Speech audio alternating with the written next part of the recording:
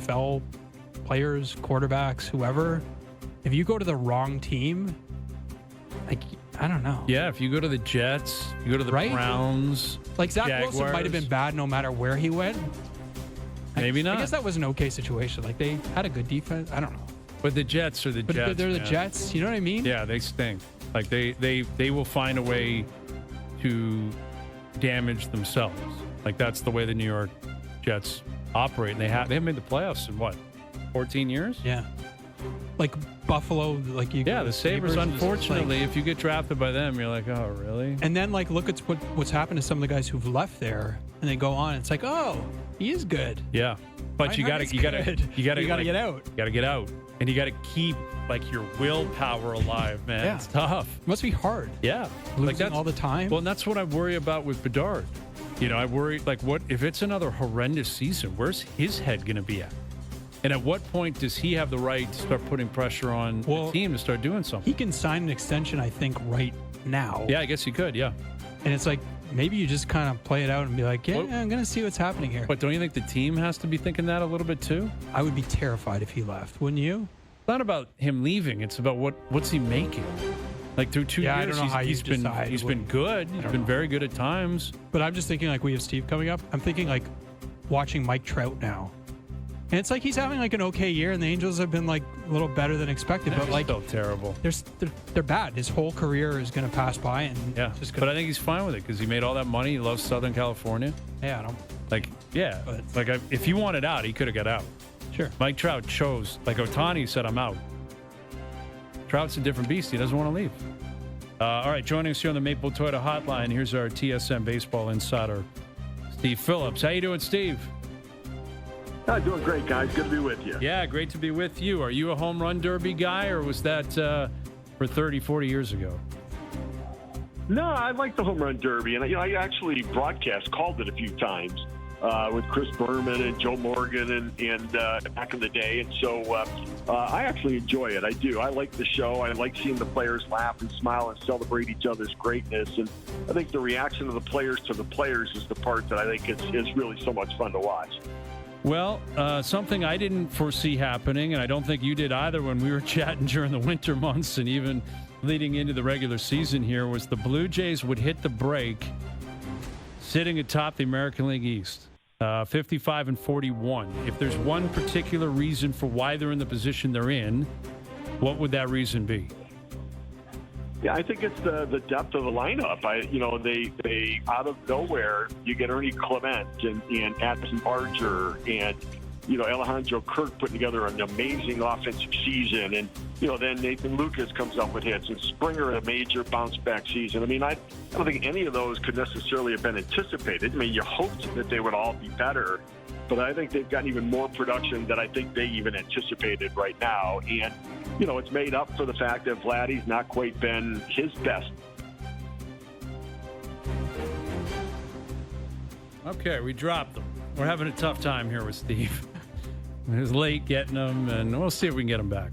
But that's the point to pick up on with Vladdy. You're a glass half full guy. Yeah, I don't know what to expect from him in the second half. Like, to your point, like, he's never, outside of the 1 year, he's never been like a huge power guy. Mm-hmm. But this is like, doesn't Barger have as many home runs as he does? Yeah, he's got 12. And like, there are guys who has 39. Yeah. The amazing thing about Raleigh is, like, he's having such a remarkable year. Crazy. And Judge is breathing down his neck in every category. Did you see that stat with Judge with 350 homers? No. So he's the fastest player in MLB history to get to 350 homers. He's like 200 games ahead of Mark McGwire's pace. Isn't that insane? Yeah. And yet he's in his 30s. Like, he didn't get to the bigs until he was 25. All right, Steve, we got you. And you were talking about Vladdy there, and that's a big conversation up here. Even with, again, the team being in the position they're in, the pressure's got to be on this guy to perform a lot better in the second half. Yeah, it does, because at some point you have to expect regression toward the mean for some of the other guys. Right? They're going to fall back a little bit. The league's going to make an adjustment. And that's when Vladdy's going to have to put the team on his shoulders. You get $500 million. You got to carry the team from, you got to be the one leading the way, and then other guys to piggyback on top of what you're doing. And Bichette too, for that matter. He's in the walk year of the deal. He needs to hit for more power and give them that. And if those two guys can become, their best, then I think it takes so much pressure off everybody else. And I think that it can sustain this winning streak they've been on. Yeah, they've been red hot. I mean, up until the last couple games, I guess, in Sacramento and the getaway game down in Chicago. They lost 3 or 4 coming home, but still they're sitting atop the American League East, and we're inching closer to the trade deadline, and that's the next conversation. Now that we're through, the draft last night, we expect Santander to return off the IL at some point, expect Varsho to return to the lineup at some point. What do you think is reasonable to expect Ross Atkins and Mark Shapiro to do leading up to the trade deadline? Yeah, I think they're going to focus on pitching. They've gotten production out of the bottom part of the lineup, and they expect Santander and Varsho to be back. They expect more from Vladdy. I think it's going to come down to adding one starting pitcher. And I think ideally, I'd like it to be a more front-end guy and then, a lesser reliever. But if you can't get a front-end guy, a Zach Gallen or somebody like that, then you get, a depth piece just to protect with Scherzer and his health. And if Eric Lauer sort of falls off a little bit, and then I'd get a closer. I'd get Helsley from St. Louis. I'd get Emmanuel Clase from the Guardians. There's some talk that he could be available, and it's a couple of years of control there. But I think they've got to think big with it.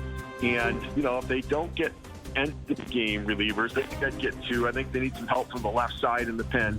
But I think pitching's the way to go right now. And they've got to hope and expect that Santander and Varsho give them something more. Yeah, and it's interesting you mentioned the closer, because we've been talking about the offseason moves that haven't done anything, Santander being one of them. Scherzer's been injured. Jimenez has done basically nothing at the plate. Yet Hoffman, has been healthy. He's got a 5 ERA. What is your read on what's up with him? Because he's not blowing a lot of saves. I think he's blown 4 saves so far, and he's available for them. But you get a guy in a position like that where his ERA is up over 5, that's trouble, and it's trending towards it being very troublesome once the lights are the brightest. Yeah, for sure. And I think that, it's one thing that, you're dicey in the regular season. You may blow a game here and there in the regular season. You want predictability in the playoffs, that you've got a lead, you're going to close it out, you're going to get the win. Because, one blown save in the playoffs costs you a series, and you can't afford to do that. And that's why I prefer to get the closer, move Hoffman to the 7th inning, 8th inning. It's really where he's been most of his career as opposed to the 9th. And that way you've got some depth, you've got some options in case, your other closer is used 3 days in a row and you need to bring in Hoffman, you can do it. I just want to take the burden off him. I just don't see him as necessarily that lockdown guy, and I think they need to find one. So we'll get you out of here with a question about the American League East in general, because the Jays have just won 10 in a row. They're sitting atop the division. The Yankees are 2 games back. The Sox just wrapped up 10 wins in a row, which obviously that winning streak will continue post